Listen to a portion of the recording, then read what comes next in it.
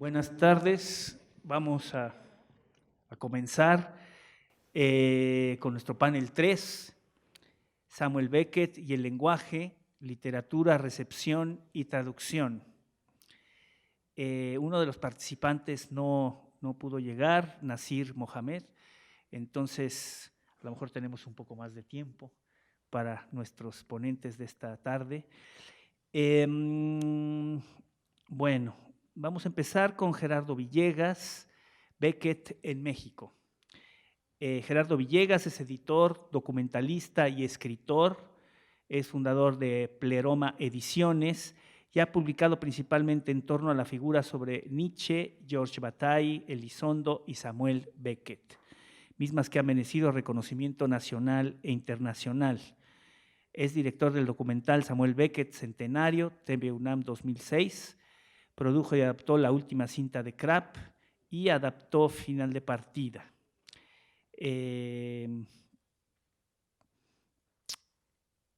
También estrenó en México Film, de directora Nala Schneider, durante el fin del ciclo de la Muestra Internacional de Cine.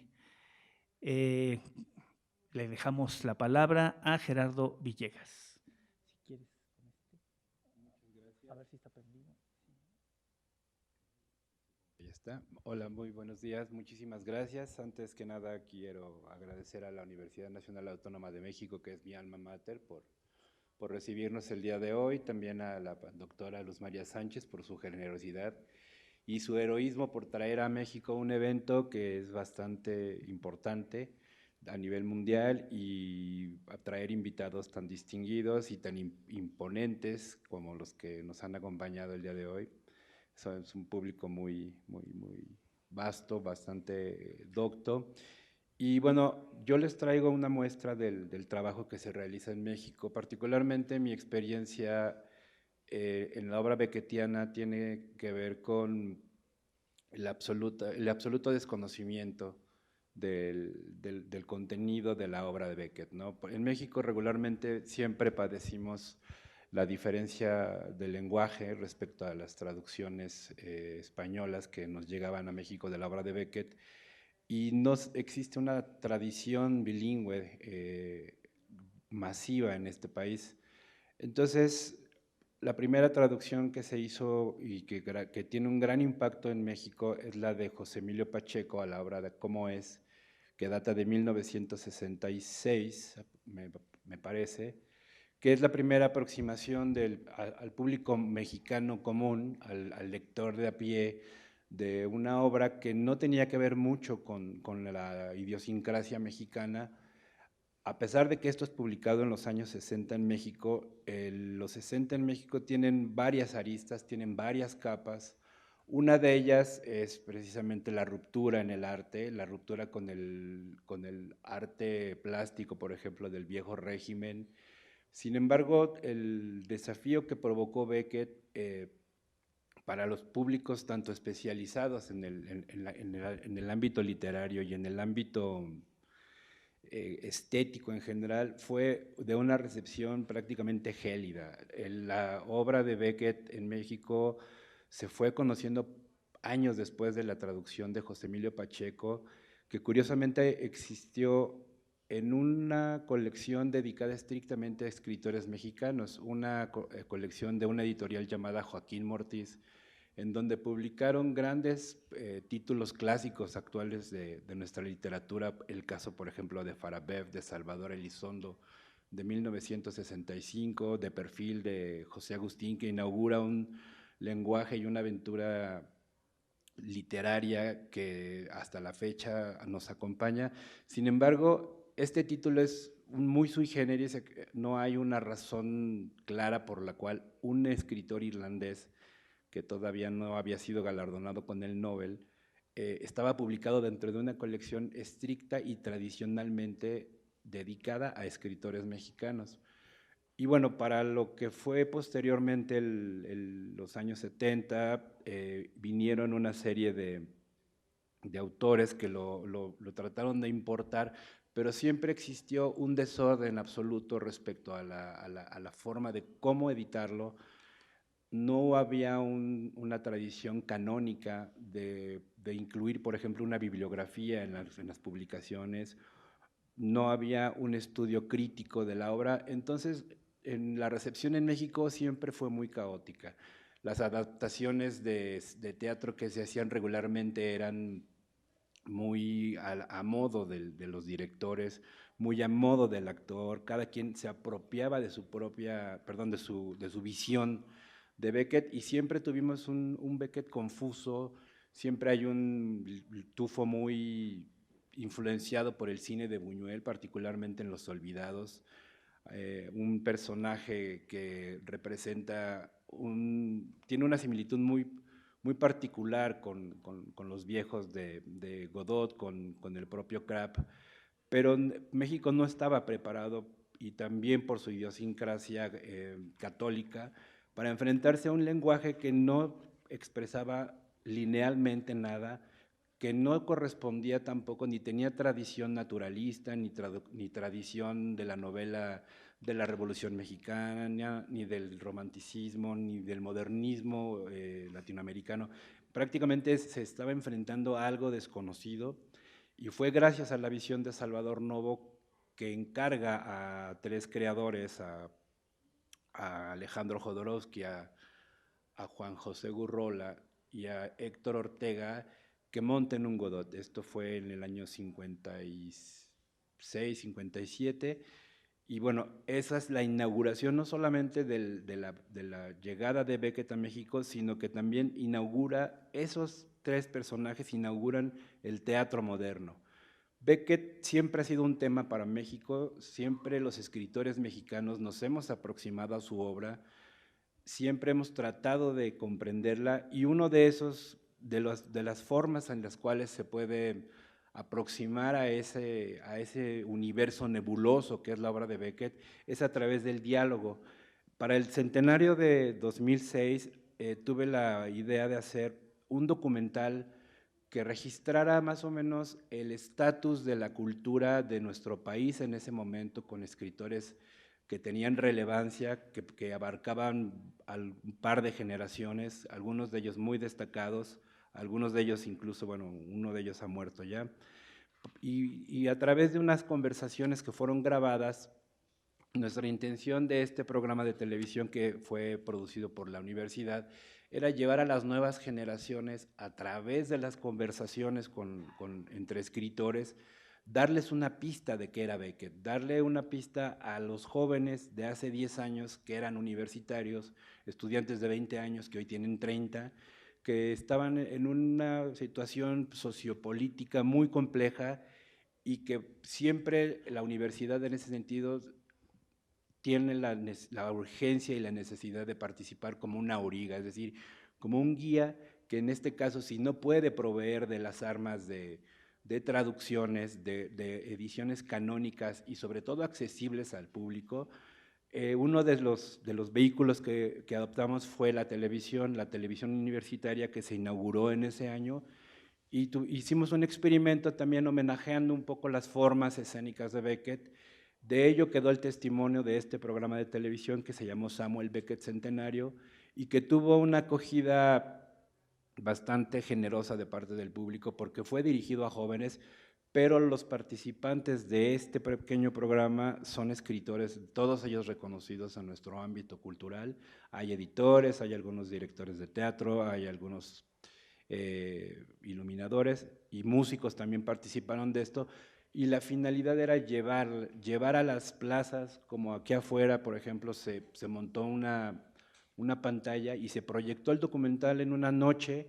Posteriormente estrenamos film, y los estudiantes se acercaron. Probablemente fue la única vez que tuvieron una relación con Beckett, pero se llevaron algo del mensaje de Samuel Beckett a través de estudiosos mexicanos, y sobre todo en el lenguaje español, porque, insisto, México no tiene esa tradición bilingüe, no es un país que tenga esa necesidad. Probablemente quizás estemos a principios de esa bilingüización de la sociedad mexicana, mucho a través de la tecnología, a partir yo creo que del año 2000, más o menos cada vez los jóvenes tienen más dominio del idioma inglés a través del internet, a través de las redes, pero es además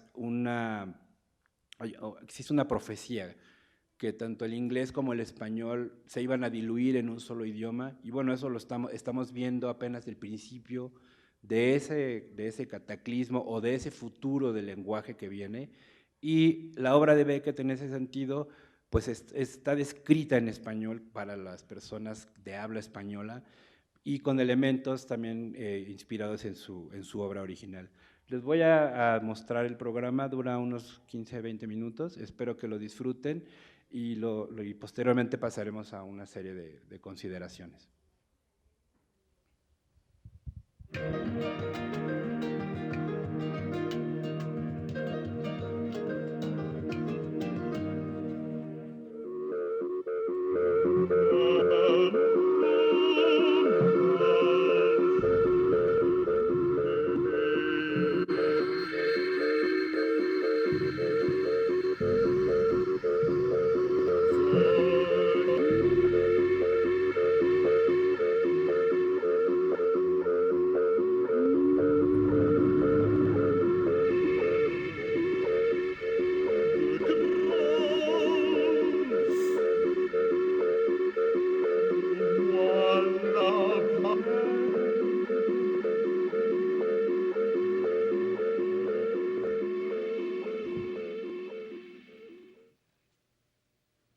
La obra de Samuel Beckett es una de las capitales artísticas del siglo XX, y su recepción e influencia en la cultura mexicana ha sido notable. Si no, la obra de Beckett es un misterio envuelto en un enigma, ¿no? Ese es realmente donde no se puede trascender ni traspasar ni nada, ¿no? Ahí uno se pierde, como el último escupitajo en Murphy, por ejemplo, ¿no? Donde quiere echar las cenizas en el excusado como le había pedido, ¿no? Y se le cae en la escupidera de la cantina, ¿no? Qué maravilla y qué belleza, ¿no? Sirvan pues los siguientes testimonios de nuestros creadores para documentar la recepción e influencia que la obra de Samuel Beckett ha tenido sobre nuestra cultura. A 100 años de su nacimiento, esto es un homenaje de la cultura mexicana a la memoria de Samuel Beckett. Yo creo que fue la noción de Salvador Lobos cuando puso Esperando a Godot, que fue un parteaguas realmente en el teatro mexicano, ¿no? Igual que en el teatro, la presencia de Beckett en las letras mexicanas es evidente y permanece vigorosa a lo largo de los cambios generacionales. Beckett, de hecho, la manera incluso en la que plantea los personajes podría ser tal vez la manera en que él visualiza su propia prosa. Sus personajes están como aislados, no hay básicamente referencias de un lugar concreto, un periodo concreto. Sí da algunos gestos, por ejemplo, el bombín que utilizan muchos de sus personajes en el teatro, o también en su narrativa se mencionan ese tipo de cosas, y uno podría imaginarse algún tipo de paisaje, pero sobre todo son seres que parece que están viviendo después de la historia. Es algo que escribió Cioran, que eran justamente personajes luego del fin de la historia, que ya no tienen ninguna relación más que con su propia conciencia, aislados completamente y en una especie de batalla contra el lenguaje mismo, más que contra una vida o contra una situación histórica. Más bien se baten contra el fluir de su conciencia y las palabras. Por más de medio siglo, escritores, directores de teatro, críticos, poetas, editores, actores, traductores, músicos, cineastas, artistas y público en general han pensado en torno a la obra de Samuel Beckett. México no es la excepción. Sí es un autor de élite, lo que pasa es que hay un efecto muy interesante, que aunque es un autor que como nombre es manejado o leído por pocos autores o lectores, al mismo tiempo los recursos, los procedimientos que están en su escritura se han generalizado, casi yo diría de una manera, entre comillas, popular. O sea, tú encuentras esta forma de escribir a través de un vaivén de afirmaciones y negaciones, en mayor o menor medida generalizada en la literatura en general, y diría que en particular en la poesía. Él arranca de la poesía y después salta a la narrativa y más tarde al teatro. Y no eres un políglota, y que en este caso tienes un conocimiento del inglés o del francés más o menos completo, tampoco tienes muchas posibilidades de entrar a la obra de Beckett. Tenemos que reconocer que las traducciones no son muchas las que pudieran estar disponibles en las librerías, y me da la impresión de que puede ser un autor que intimide a muchos valientes traductores. La traducción de la novela ¿Cómo es?, realizada por José Emilio Pacheco, encendió la flama que llevó a la lectura ávida de Samuel Beckett en México y lo convirtió en un escritor de rigor para nuestros creadores. José Emilio Pacheco precisamente tradujo la novela ¿Cómo es?, al español. Tuvo, yo creo que esa novela, esa traducción, una cierta influencia, un cierto ascendiente sobre la prosa narrativa hispanoamericana, digamos, posterior al boom. Pues a mí Beckett me deja varias huellas, ¿no? Una de ellas, yo creo que la más importante, es la traza del rigor. Es decir, si hay un escritor riguroso en la literatura de la segunda mitad del siglo XX, ese es Beckett, ¿no? Es decir, es uno de los escritores más rigurosos. ¿En qué sentido lo digo? En el sentido de que su obra no es una obra así monumental. Él no pretendió, como su maestro James Joyce o como su otro modelo Marcel Proust, hacer una especie de mega obra, ¿no? Una obra monumental que trate de dar el reflejo del universo o del mundo, ¿no? Como el Ulises o En busca del tiempo perdido, sino Beckett lo que hizo fueron pequeñas piezas, ¿no? A mí esa es la traza que más me dejó. La enseñanza que me dejó fue la enseñanza del minimalismo, ¿no? Con el mínimo de elementos hacer el máximo de expresión. Eso por una parte. Es de esos autores que, te digo, no puedes evitar la lectura de Beckett. Es un autor del mismo tamaño que los que tú mencionaste, que es Borges para América Latina, que es, tú dijiste Joyce, Proust para Francia. Lo interesante de Beckett, lo que le hace único, comparte con Conrad el cambio de idioma, ¿no? Entonces lo hace bastante único porque Conrad cambia de idiomas por razones, iba a decir yo, casi de técnica, como que él hubiera podido escribir en francés. Conrad manejaba idiomas y manejaba sin ningún problema uno o el otro. Beckett al revés, va a escoger como algunos santos van a buscar la pobreza. Él va a buscar la pobreza del lenguaje, va a buscar el lenguaje en el cual no podrá ser lírico, el lenguaje más estrecho que podrá manejar, el lenguaje que no le permite expandirse de repente, el lenguaje que es más fiel. Musique de l'indifférence, cœur, temps, air, feu, sable, du silence et boulement d'amour, couvre leur voix et que je ne m'entende plus me taire. Hay autores que contradicen todo ese trabajo que yo he hecho, porque su terreno es el de lo racional. Yo creo que Beckett básicamente es un autor que se sumerge en la esfera de lo irracional, y ahí entender quiere decir algo diferente a lo que se hace con otros autores. Es difícil intentar un análisis lógico de lo que Beckett dice. Lo que te sucede es que te das cuenta de que nacemos solos y morimos solos. Es decir, su gran, son temas que vienen desde Tolstoy, ¿no? Desde la muerte de Iván Ilich, ¿no? Digamos que se habría que trazar una genealogía, ¿no? Yo creo que la soledad es la máxima enseñanza de Beckett, la soledad del individuo frente al cosmos y frente a la colectividad.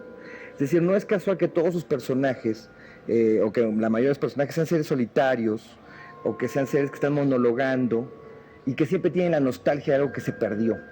Es decir, hay una especie de nostalgia de un paraíso perdido, que puede ser la infancia, en el caso de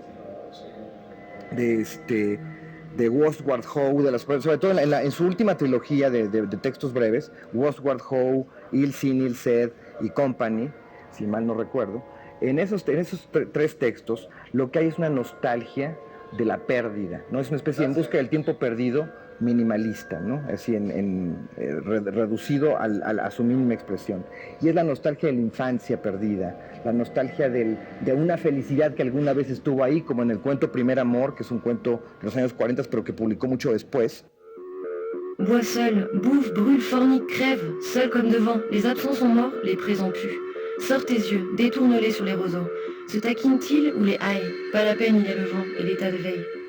Él interesa mucho la relación de una dicotomía, la relación silencio-ruido, sentido sin sentido. Y muchas de sus obras acaban en el sinsentido. ¿Y ahora? ¿Fui atractiva en el pasado? ¿Fui atractiva alguna vez? Entiéndeme bien. No te pregunto si yo te atraía a ti.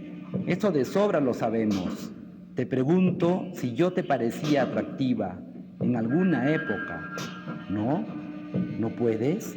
Bueno, admito que es complicado.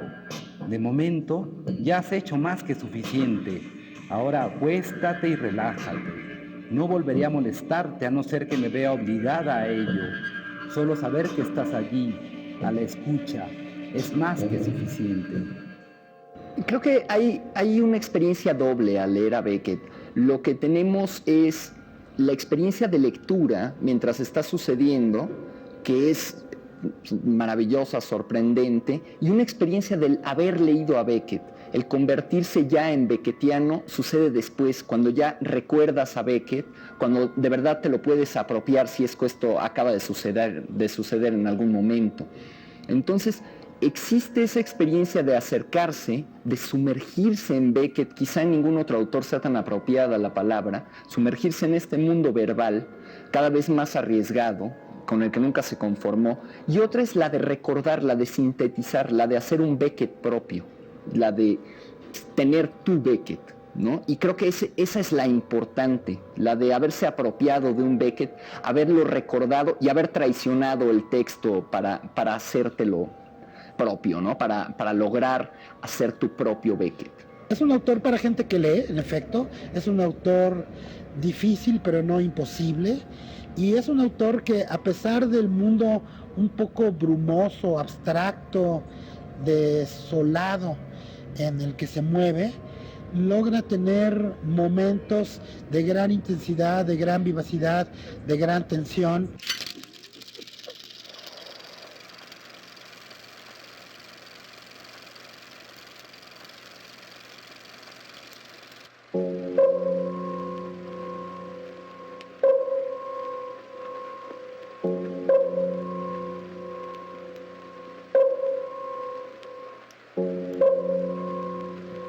Él desarrolla su obra los 50, 60 y después, pero ahí es donde el impacto es mayor, en un universo literario en el cual hay muchas búsquedas, a veces vanas, a veces infladas, a veces inútiles, o a veces sí, con muchos logros. Vacas o fantasmas, papas o duendes, uno en medio, nombres, las personas, nombres, vacas o fantasmas, a veces voces dentro de mí heridas. Yo acariciaba algunas, a eso le llamaba amor, y si aquella voz me llamaba felicidad, pero esa era la aguja en el pajar, casi siempre solo un clamor, un ruido de motores, bocinas, en el espejo una máscara, se iba haciendo gris o transparente, rasurarse, peinarse, acicalarse un poco, solo para tener valor de mirarla. Los recuerdos pasaban de vez en cuando como aves, a veces en grupo, a veces solitarias. Pasaban, pastaban, irían siempre al mismo lugar, o bien simplemente daban vueltas en círculo, se esfumaban cuando yo trataba de detenerlas, detenerme, esa era mi fantasía. Nadie sabía estarse quieto, ni siquiera el pescador al acecho, ni siquiera yo, quieto como un pasajero aferrado a su sitio en un tren en marcha, con la ilusión de no moverse, aunque estuviese incrustado en un barco a la deriva. Pero ¿no era esa la tarea? El maestro interior vigilaba en silencio las lecciones. ¿Pero qué diferencia habría entre su ausencia y su vigilancia? La forma de su silencio. El sol era uno de sus ojos, la luna otro, el cielo su leche derramada. Pero la tarea, ¿cuál? La calificación solo se sabría en el examen final, aunque no, a cada momento uno sabría. Era eso, el saber de uno, ahí estaba, había que arrancarlo de la roca interior, ablandarla, golpearla, que saliera un poco de polvo para repartir entre los demás. Pero ¿y uno?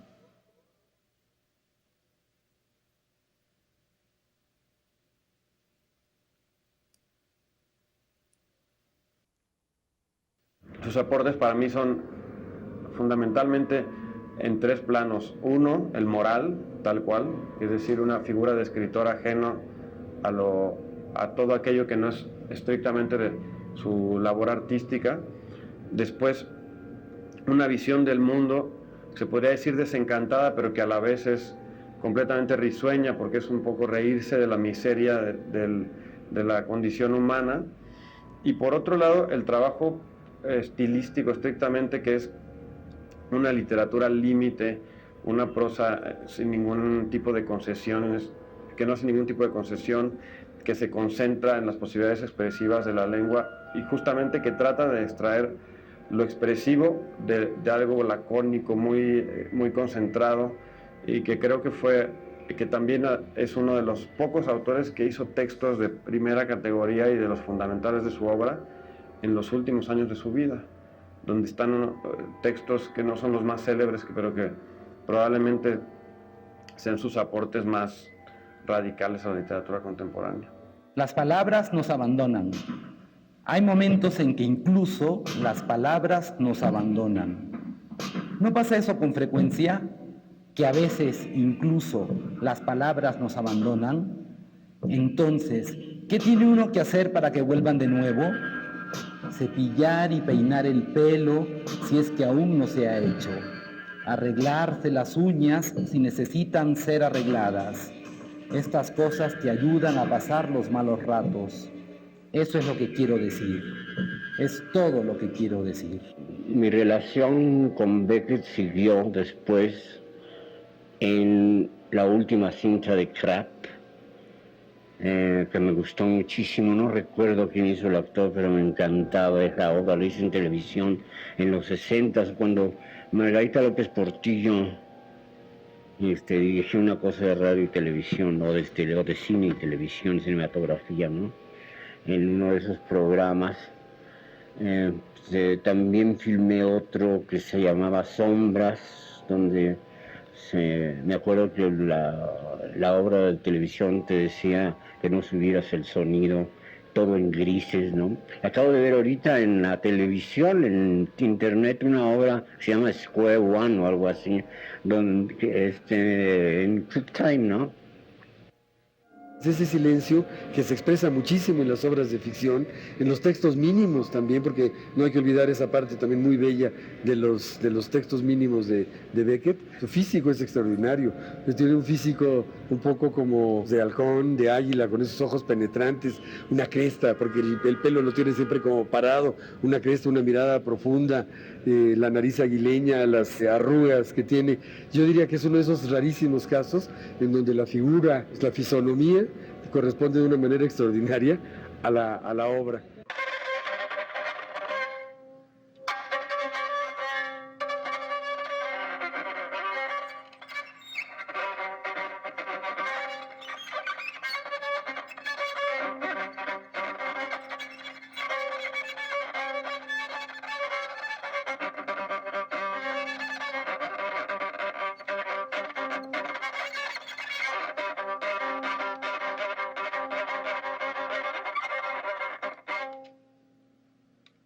A penny for a poor old man. A penny for a poor old man.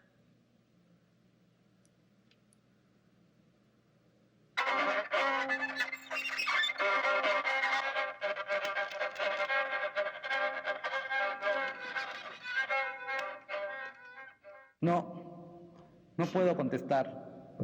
Algo debe ocurrir en el mundo, suceder algún cambio para que yo me pueda mover nuevamente. En ese caso, te obedeceré al instante, como siempre lo he hecho, respetarte y obedecerte. Por favor, ten compasión de mí. ¿No? ¿No puedes? Bueno, no te culpo. No estaría bien que yo, que no puedo moverme, te culpara a ti de que no puedo, además, hablar.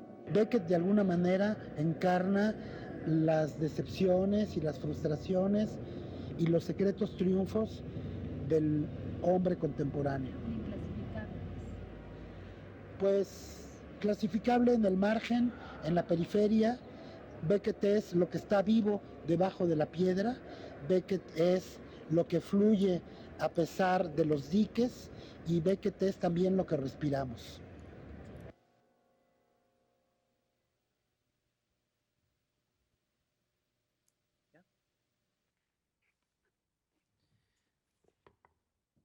Si quieres los comentarios, los podemos hacer después. Sí, el último. Bien, esto finalmente es una muestra de lo que provocó el centenario de Beckett en México entre nuestra comunidad intelectual de hace 12 años. Algunos de ellos ya han muerto, tanto públicamente como físicamente, y lo que demuestra finalmente es la gran confusión que genera la obra de Beckett, pero por otro lado la gran búsqueda que provoca. Es decir, cada uno de los colegas, poetas, editores, escritores, directores de teatro, tenía su propia versión y a la vez su propia angustia de no entender, además de que las barreras idiomáticas e idiosincráticas de la obra de Beckett son muchas veces inaprehensibles para los especialistas mexicanos que vivimos enfrascados en nuestra propia literatura, pues esto representó un reto tanto para ellos como para los estudiantes que fueron los testigos de este trabajo de televisión.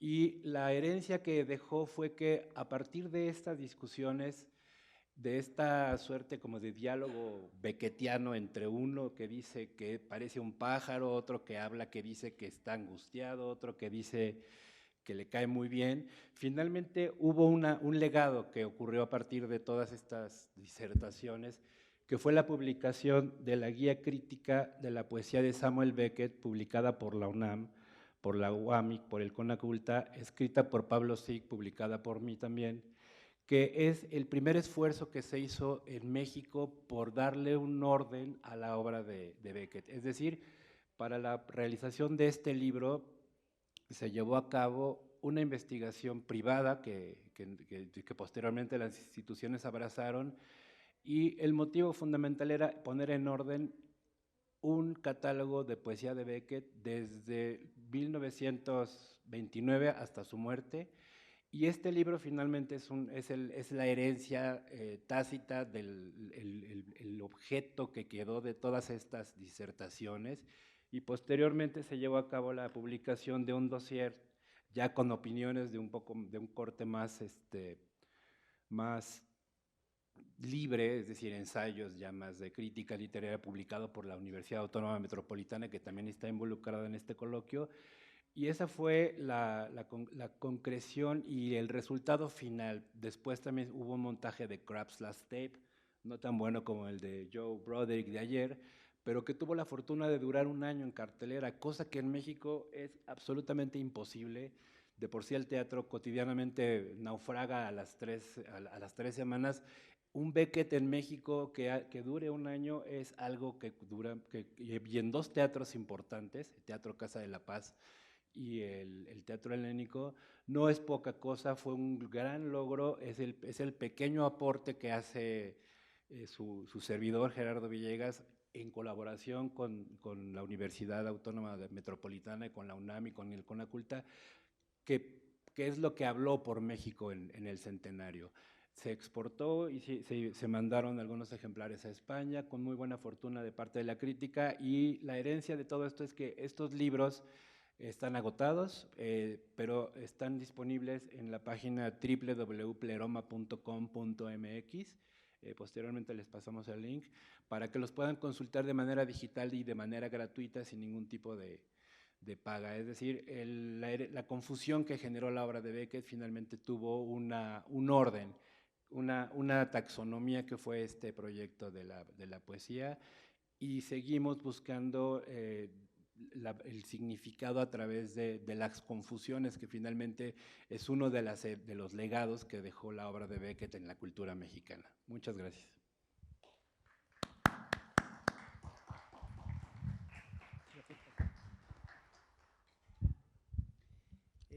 Vamos a dejar los comentarios para el final.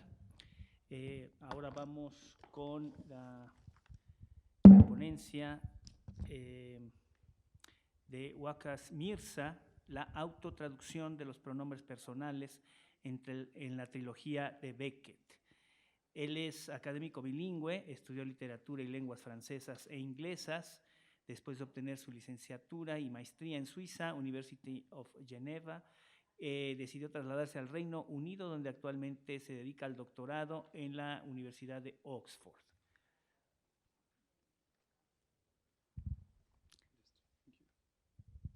Tienes la palabra. Hello, everyone. So I will be presenting a shortened version of one of the chapters of my thesis, which essentially covers the self-translation of the personal pronouns in Beckett's trilogy. So yes, let's begin.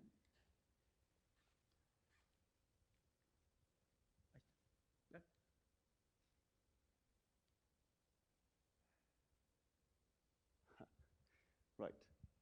Let's first look at the way that the I is translated within the trilogy. So, in the opening paragraph, this is supposed to work. Maybe just one more. Yeah, I think I'll just signal to you when you have to change it, will be easier.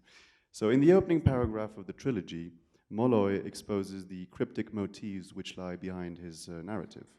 Voicing his discontent with an anonymous visitor's editorial feedback, he repeatedly claims authorship of his writing. If we compare both of the versions of this introduction that I've now shown on the slide, we see that Beckett changes the assertion's grammar while he translates from French to English. The French reads, « Voici mon commencement à moi.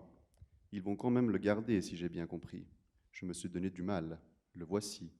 Il m'a donné beaucoup de mal. C'était le commencement, vous comprenez ? Tandis que c'est presque la fin à présent. C'est mieux ce que je fais à présent? Je ne sais pas. La question n'est pas là. Voici mon commencement à moi. Ça doit signifier quelque chose, puisqu'il le garde, le voici. The English reads, however, here's my beginning, because they're keeping it, apparently. I took a lot of trouble with it. Here it is. It gave me a lot of trouble. It was the beginning, do you understand? Whereas now it's nearly the end. Is what I do now any better? I don't know. That's beside the point. Here's my beginning. It must mean something, or they wouldn't keep it. Here it is. Now, the sentence that I've underlined seems to portray a French Molloy which puts further stress on identity and possession through pronominal repetition. The disjunctive pronoun in à moi works as a kind of complément prépositionnel of commencement. And this reinforces the idea that Molloy's beginning is very much his own self's, and that it is distinct from what others want him to write. Now, this example can be explained by linguistic constraint. An equivalent turn of phrase was not available to Beckett while translating. He could have, however, resorted to other literary figures of insistence, such as writing my own or putting my in italics to convey the very same meaning, but this is something he chose not to do. Now, the study of Beckett's translation is a process which is far from being an exact science. A few counterexamples, for instance, to this phenomena can be observed. First pronoun repetition is in fact present in a number of English versions as an addition compared to the French text. For instance, thank you. In Malone meurt, Malone dies, dire je is translated as I say I. But changes such as these do not, however, have the same effect as voici mon commencement à moi, in that they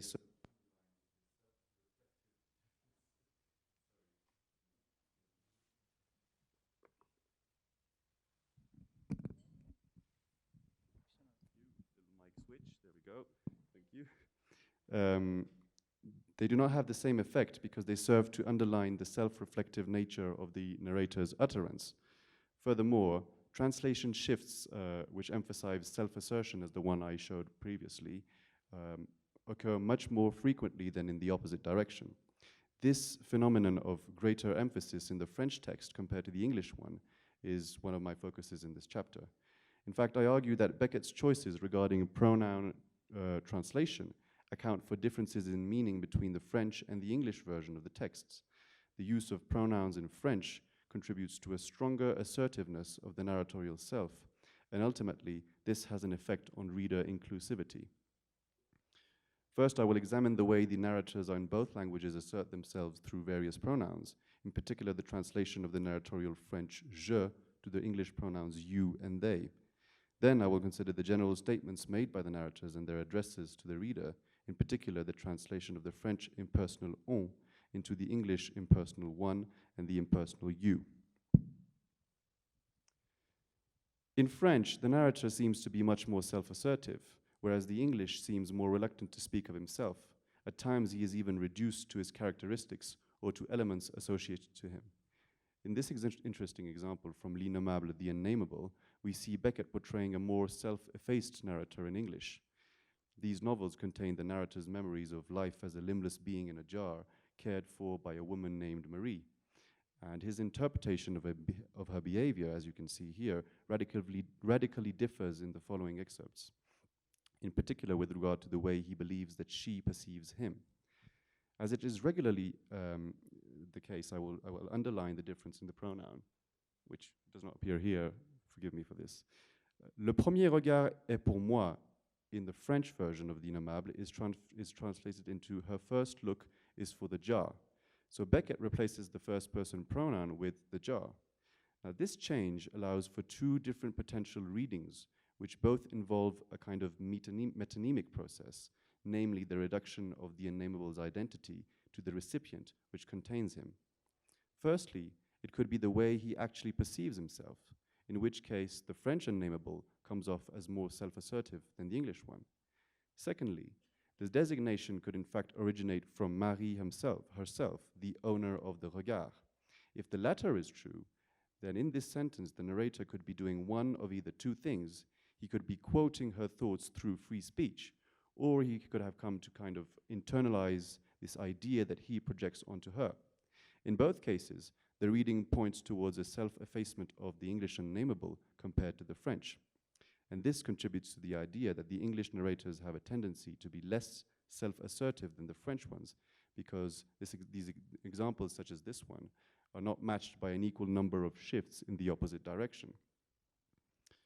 Now, we have looked at a way the pronominal shifts occur from the first to the third person. There are, however, examples of shifts to the second person pronoun as well. Effects on the characterization of the narrative voice inevitably accompany such types of shifts. At times, they can serve to emphasize the dialogic structure of mental course, such as in the example that you see here.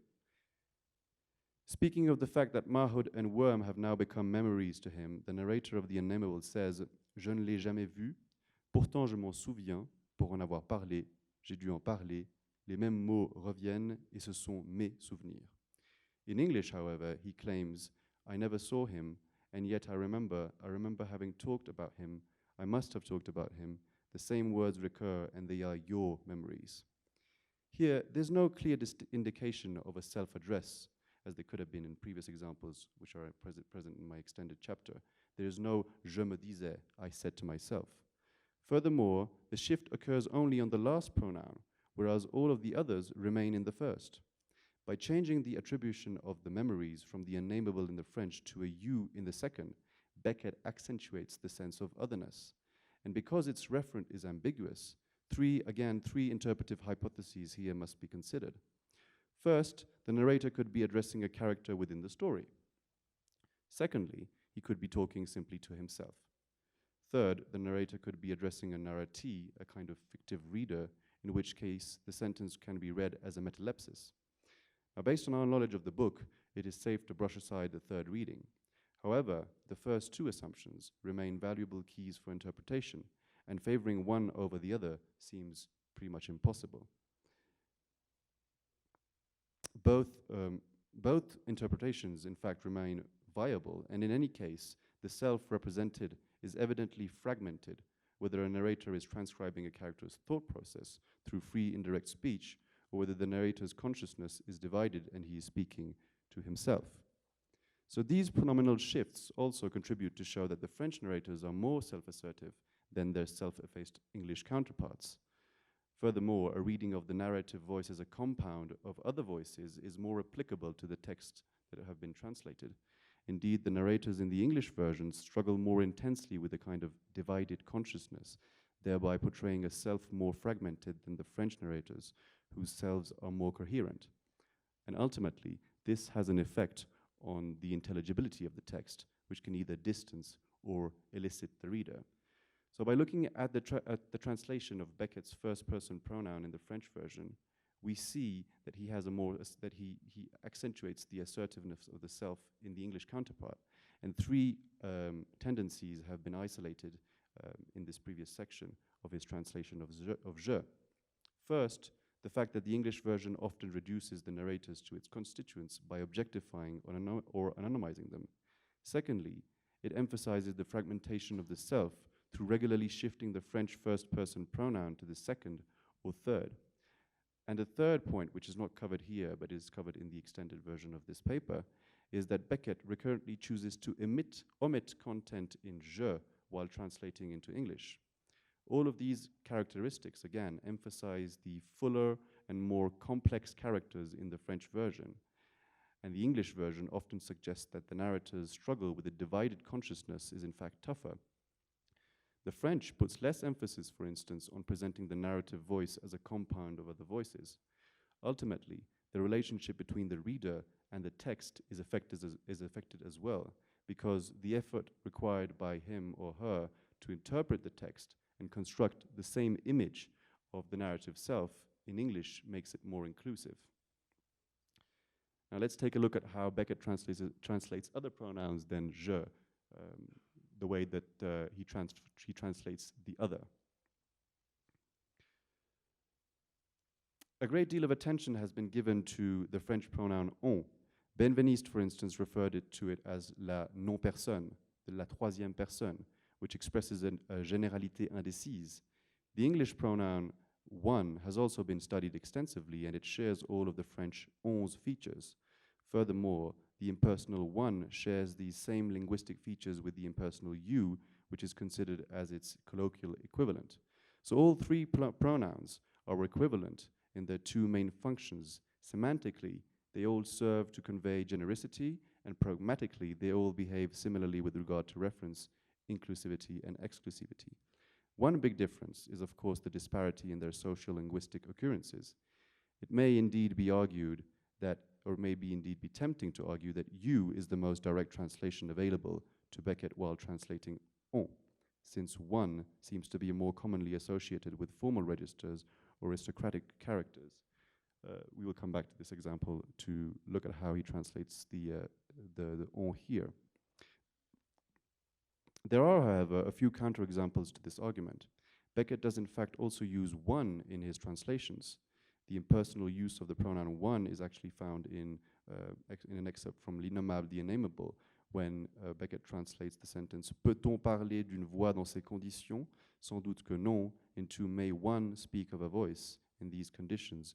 Probably not. » But this example, an example such as the one I've just read out now, shows that Beckett did not seem committed to avoid the impersonal one altogether, and it also justifies the requirement to examine his tendency in translating impersonal on into impersonal you. Now, in the example that you see on the slide, the Innameable formulates the paradox which lies underneath his narrative experiment. Et si je parlais pour ne rien dire? Vraiment, mais vraiment rien. Mais il semble impossible de parler pour ne rien dire. On croit y arriver, mais on oublie toujours quelque chose, un petit oui, un petit non, de quoi exterminer un régiment de dragons. The English reads, if I could speak and yet say nothing, really nothing, but it seems impossible to speak and yet say nothing. You think you have succeeded, but you always overlook something, a little yes, a little no, enough to exterminate a regiment of dragoons. So the narrator here first uses the first-person pronoun in French to express his desire, both in French and English, to express his desire to say nothing. But in the second sentence, which undermines the actual feasibility of his project, the narrator uses the impersonal pronouns on and you. This pronominal slip from personal to impersonal serves to emphasize the generic value of the narrator's claim. Yet the choice of the third person pronoun in French over the second person in English has an effect on the reading of the text. Indeed, the main difference here seems to be that the impersonal you is explicitly more inclusive of the reader. Linguists have claimed that the impersonal you has a kind of rhetorical force and pragmatic implications which mirror its normative personal use. Speech act participants, they say, can be viewed as dramatis persona. Impersonal you, in fact, generates a sense of informal camaraderie because the speaker assigns a major actor role to the addressee and lets the hearer into the speaker's worldview by implying that the hearer also shares the same perspective. This theory has been elaborated by two linguists, Kitagawa and Lehrer, in 1990. Now, this is where the major difference lies in both pronouns' use within generalizations. They both, in fact, rely on speaker simulation and the solicitation of the hearer's empathy, but the impersonal you also relies on a hearer simulation. For this reason, impersonal you makes the sentence, and ultimately the narrator's discourse as well, much more inclusive in the English version. Molloy's narrative also contains a number of addressees to the reader, and at times Beckett changes the second person pronoun commonly found in French, or even substitute it for something entirely different. He will either shift the pronoun to the first person plural or replace the expression altogether with something which suggests a dialogue between the narrator and the narratee. To illustrate these, we will look at a number of examples of Molloy talking about two relationships with women. And these relationships, or these two relationships, one is romantic and the other maternal. The first excerpt is from the introduction, when the narrator alludes to a petite boniche whose name he cannot remember. In French, he confesses that ce n'était pas le vrai amour. Le vrai amour était dans une autre, vous allez voir. Whereas the English reads, it wasn't true love was in another, we'll come to that. Indeed, the pronominal shift from second person plural to the first has an effect on reader inclusivity along with the choice of the verb which follows it. In the French version, the reader is treated as a kind of spectator, as one who is meant to witness the narrator's thoughts unfold, whereas in the English, he is treated as a companion in the narrative's journey. The second example operates differently, yet affects the reader in similar ways. Molloy speaks of his mother's inability to count further than, sorry, there's one missing slide there, but you'll have to pay close attention to the sentence I will read out. Molloy speaks of his mother's inability to count further than 2. He says, il y avait trop loin pour elle, comprenez-vous? And this is translated into, it was too far for her, yes. So comprenez-vous is translated as yes. The direct address to the reader is replaced by this affirmative yes, which can also be interpreted as Molloy engaging with the reader. Beckett thereby maintains a kind of enunciative dialogue structure without resorting to the second person pronoun. So looking at the way Beckett translates other pronouns than I, the way he translates the other, allows us to examine the grammatical and stylistic effects of translation shifts from third-person pronouns into second-person ones. This focus was first set on the translation of the impersonal on used while narrators made generic comments. And even though Beckett sometimes uses the impersonal English one to translate it, his use of the impersonal you has been shown to be more characteristic across the trilogy. And of course, the extended paper contains many more examples of this. We can agree that all three behave very similarly, both on a semantic and on a pragmatic level. Speakers generalize all the while included their interlocutors as reference. However, there are differences in their interpretations which go beyond those in register, which are often associated to them.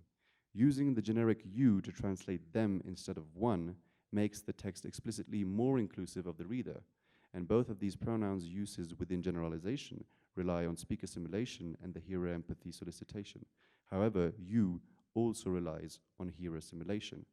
So Beckett's tendency to use it in English, in the English version, contributes to the portrayal of a narrator who is more inclusive of the reader in his discourse, and his use of the second person plural we, an example that we have not been able to look at here, but is in the extended paper, to translate on, also confirms this.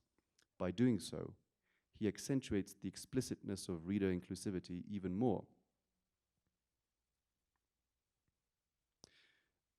The chapter in general has now has aimed at showing that pronominal differences in both versions of the trilogy have effects on the representation of the protagonist's mind and discourse. Beckett's translation of the first person pronoun je accounts for a more fragmented and less assertive English self than its French counterpart. This forces the reader, the English reader, to put more effort into constructing an image of the narrative self, which is equivalent to the one presented in the French version. Furthermore, Beckett's translations of second and third person pronouns work in the same way. They portray the narrator as a figure more inclusive of the reader in his discourse. This does not, however, mean that the intention behind these choices was indeed to increase reader inclusivity. For a moment, let's just consider one of the possible reasons why he may have made these choices, namely that they may in fact be determined by language difference. In his letter to Herbert Blau, Beckett attributed a weakening effect to the French language, which could be part of the explanation on why he translates pronouns in a way which increases reader inclusivity. My analysis has shown that the French narrator is portrayed in a fuller way. He is more coherent, he is more assertive, and this often relates to the amount of words or things he expresses. In other words, he simply says more. The pattern which has been observed of Beckett cutting while translating fits within the general progression of his oeuvre, a production which grew sparser and sparser over time. But what if Beckett's lengthier writing in the French language was in fact constrained by language itself? What if it was a reaction to this weakening effect which required him to be more explicit, which required him to write more in French? This would mean that his creation of a more inclusive English text would be constrained by the language itself.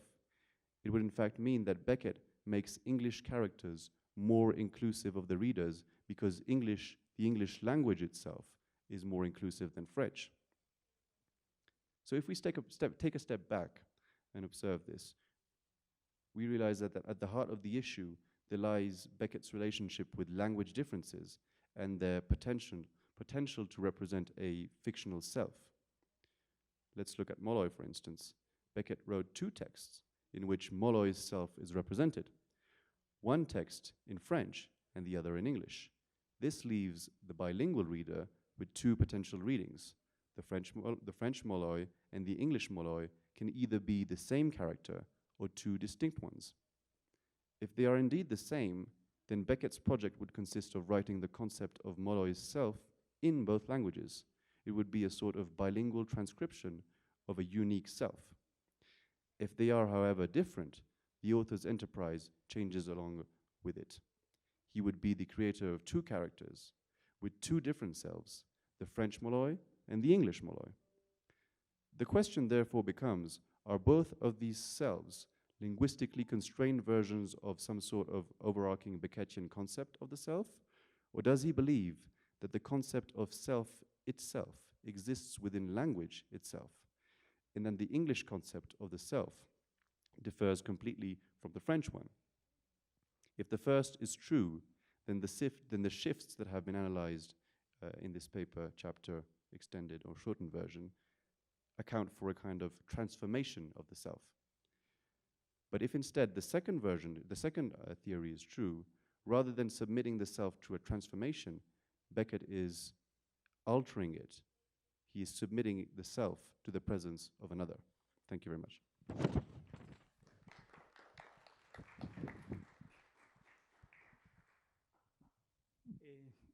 Muchas gracias a los dos ponentes. Tenemos dos diferentes ponencias, una muy de divulgación de parte del maestro Villegas y otra más lingüística, más un trabajo académico, pero igual de importante, creo yo. Esperamos los resultados más adelante. Tenemos unos minutos para abrirlo al público, si alguien quiere hacer algún comentario para nuestros dos panelistas. Yo quisiera decirle al maestro Villegas que estamos dos personas, dos doctorados, uno, Gabriela Hubbard, en lenguas inglesas, que sigue trabajando Beckett en la Facultad de Filosofía y Letras, y yo, Ricardo García, que soy de literatura comparada, y en teatro, enseño teatro, ahí enseñamos Beckett, y tratamos de enseñarlo a estas futuras generaciones, generación tras generación. Pero creo que la labor de divulgación es muy importante, seguir haciendo. Hay un último libro de Paso de Gato sobre Beckett, o sea, sí se han hecho varias. Yo tengo 2 libros, Hubbard tiene 2 también, entonces hay bastante literatura que hemos construido sobre Beckett. Y me gustaría preguntarte si crees que hay una relación entre la recepción de Beckett y el psicoanálisis, por ejemplo, en la sociedad mexicana, porque yo considero que llegó tarde el psicoanálisis, no somos una sociedad psicoanalizada, digamos, como en Argentina, como en Europa, como en otros países, y sí tiene una relación con Beckett, digamos, con el teatro del absurdo en general. Claro. Sí, bueno, una razón fue, primero, mostrar el caos que existe en nuestra academia. Yo escucho el trabajo de mi compañero y es apabullante porque es un trabajo filológico detallado que se mete estrictamente a las fórmulas del lenguaje en un grado que, por ejemplo, la Academia Mexicana no está todavía en esos niveles. Es decir, y mucho menos los resultados de esos trabajos son accesibles. Es decir, siempre están en cofradías secretas, los libros no se venden en las librerías. Es paradójico, pero aquí atrás hay una librería universitaria donde mi libro, que está publicado por la UNAM, no está. Entonces, lo que yo siempre he pensado es que tiene que abrirse la obra, pero esta obra también tiene que abrirse de una manera ordenada. Es decir, no jalar cada quien agua para su molino y decir, this Beckett is my precious. Yo estoy muy impresionado con el orden que tiene la Samuel Beckett Society, porque es una estructura organizada, es prácticamente un museo de todas las expresiones mundiales que ha legado la obra de su escritor. Es decir, nosotros tenemos un premio Nobel mexicano, Octavio Paz, del cual el sindicato de viudas no se ha puesto de acuerdo sobre cómo se va a organizar su obra. En cambio, uno voltea hacia el exterior y vemos en el caso de mis estudios particulares, por ejemplo, de la obra de Georges Bataille. La obra de Georges Bataille tiene una catalogación estrictamente neurótica, va hasta por palabra, por tópico, por tema, casi hasta por color. El estudio de la obra de Nietzsche, por ejemplo, en Basel, tiene cerca de 45,000, hasta el año 2000, tenía cerca de 45,000 referentes publicados. Incluso hay un archivo que yo me traje de Europa que pesaba 14 kilos de papel, nada más de la base de datos donde estaba registrado el nombre de Nietzsche, todo eso se iba. El problema que tenemos en México es que ni siquiera con nuestro propio premio Nobel tenemos esa organización. Tenemos un problema de comunicación entre especialistas, incluso las equivocaciones, incluso las confusiones no están bien catalogadas. Yo, en ese sentido, lo que pretendí con este trabajo fue demostrar, es una suerte de catálogo de la confusión, en el cual se encontraban tanto académicos de la lengua, en el caso de Adolfo Castañón, que en aquel momento él hizo una mención que para mis 38 años de cuando yo hice, no, 36 años cuando hice ese programa para la UNAM, él decía que la traducción de José Emilio Pacheco a Cómo es influyó en la poesía hispanoamericana posterior al boom. A mí me escandalizó escuchar que una traducción de una obra incomprensible para la idiosincrasia mexicana, como es Cómo es, cambió el rumbo de la poesía hispanoamericana. Es decir, eso no es una declaración muy ligera, es una declaración de un académico de la lengua, porque Adolfo es miembro del numerario de la Academia de la Lengua, y de momento me pareció exagerado. Sin embargo, 10, 12 años después maduré en mis lecturas y en mis investigaciones y me doy cuenta que efectivamente el simple eco de una inquietud beckettiana cambió el curso tanto del teatro en México como de la poesía, y a su vez el único problema que no cambió fue el de los estudios al respecto, el de los estudios críticos.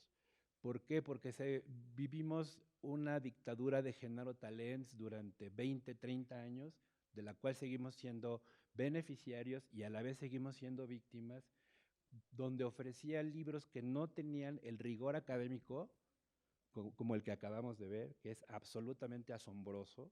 En ese sentido sí existen las regiones, y muy de manera lacónica puedo decir que por eso México es región 4, por eso vivimos en un país subdesarrollado, porque nuestros estudios son una muestra precisamente de ese retraso que tenemos, y nuestras instituciones afortunadamente están abriendo los ojos para darle un orden a este tipo de estudios.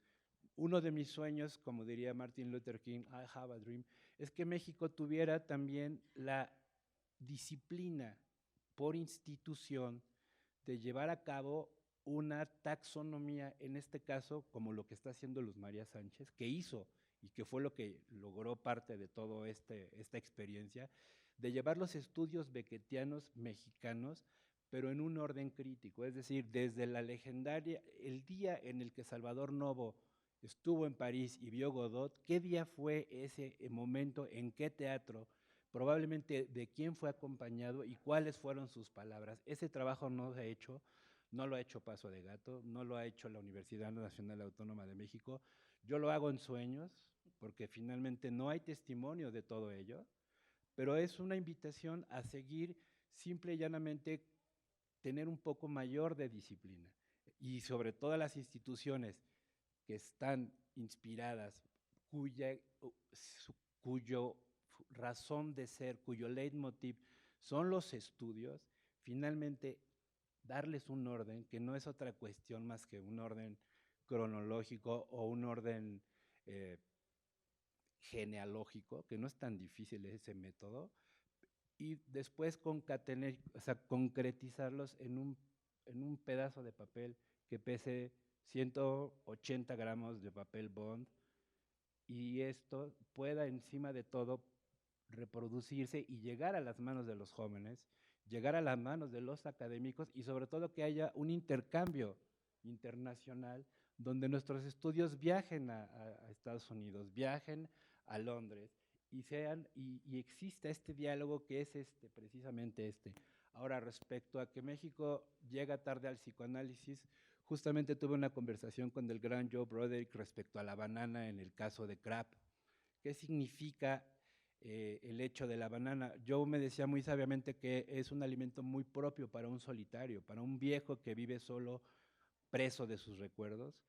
Cuando yo recibí esa iluminación de parte de Joe mientras compartíamos unos ñoquis deliciosos, yo deseché mi visión del estudio freudiano, en el que la banana representa una sexualidad reprimida que el Crab no tiene, porque se la pasa hablando de cómo se mecía de arriba hacia abajo y de un lado hacia el otro, que es la cadencia del acto sexual, y déjame entrar, let me in.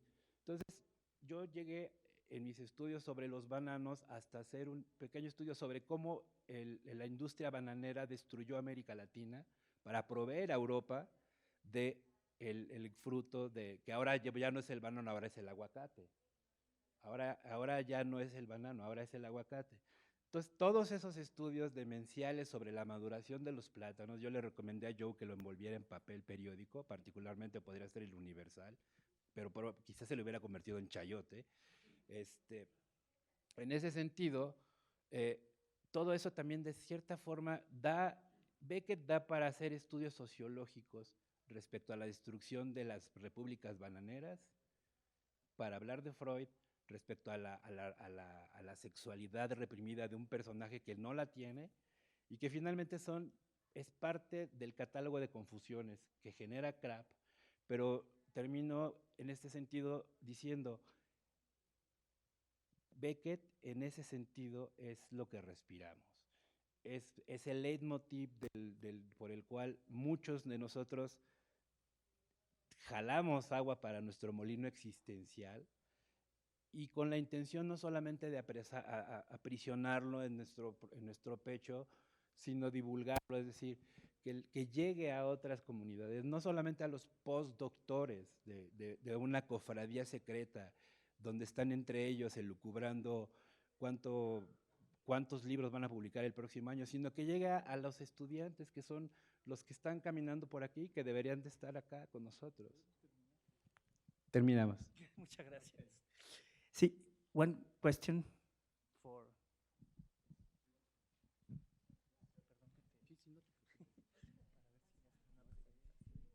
This is a question for Vacas. So I was reminded again and again during your talk of Enoch Brater's discussion of the prose, the orality of the prose, and the sense that it's written in a voice and that we hear it. And that has been performatively demonstrated repeatedly with adaptations of the prose to the stage. And tonight we'll be seeing Molloy in an English version. And the performance history of English prose adaptation is substantially larger than French prose adaptation. But adaptation itself has the problem of a unified body, or of a body being on stage when the text does not go that far. And I wonder if you see a problematics or an interesting resonance, perhaps, between the possibilities of performance of these particular pronouns when we are also visually seeing a body rather than seeing the surface of the text, and how you might think through a problem like that in the two languages.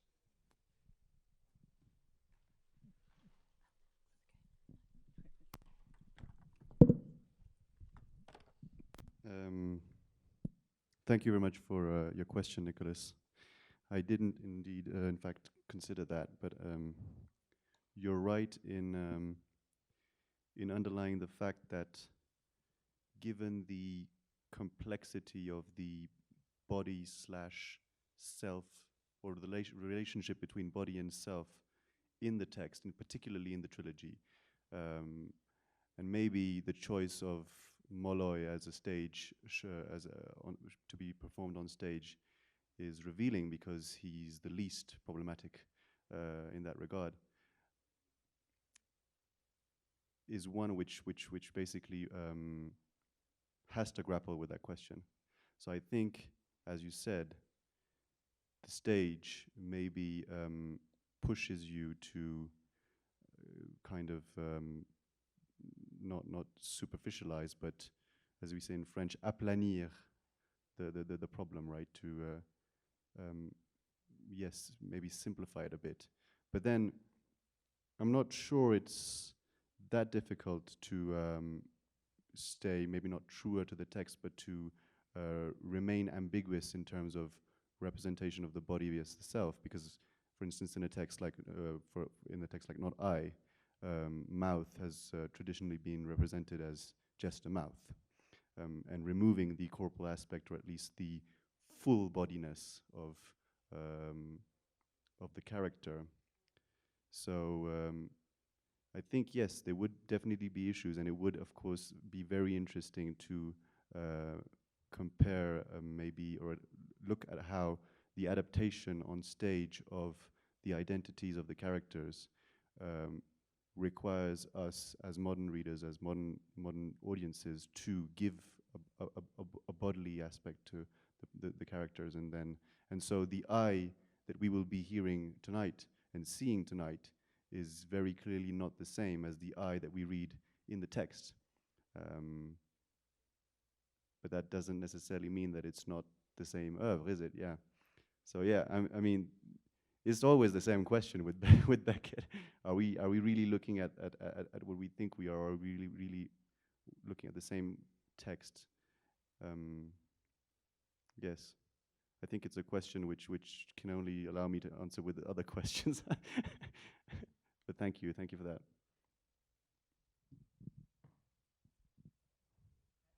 ¿No hay alguna otra pregunta? Sí, sí.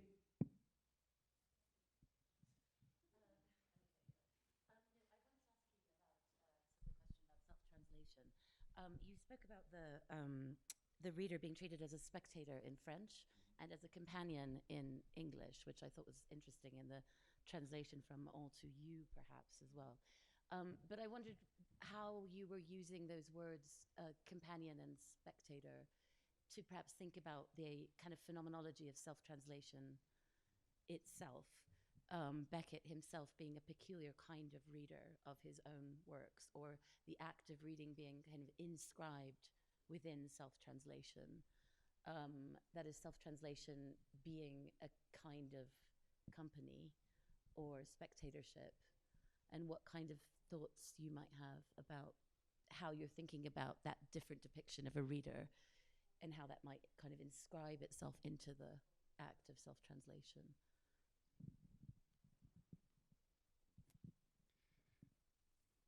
Yes, thank you very much for your question.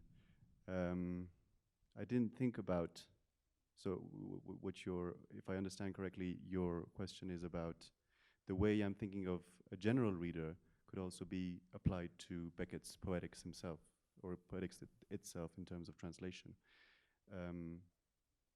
I think the most obvious way to relate the words witness and companionship to Beckett's own practice would be in his